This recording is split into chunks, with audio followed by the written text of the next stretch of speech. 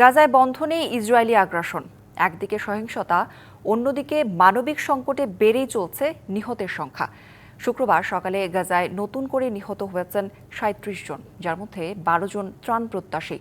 আহত ৮০ জনেরও বেশি।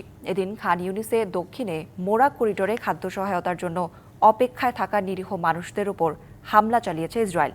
এতে ৭ জন নিহত সহ আহত হয়েছেন বহু ফিলিস্তিনি। গাজার স্বাস্থ্য মন্ত্রণালয় বলছে এখন পর্যন্ত অনাহারে মৃত্যুর সংখ্যা দাঁড়িয়েছে ১৫৪ জনে, যার মধ্যে ৮৯টি শিশু। এছাড়া দক্ষিণের খান ইউনিসের হামাদ এলাকায়ও বিমান হামলা হয়েছে। এদিকে ইসরায়েলের সঙ্গে অস্ত্র আমদানি, রপ্তানি ও পরিবহনে নিষেধাজ্ঞা জারি করেছে স্লোভেনিয়া। ইউরোপীয় ইউনিয়নের প্রথম দেশ হিসেবে গেল বৃহস্পতিবার এই নিষেধাজ্ঞা জারি করে দেশটি।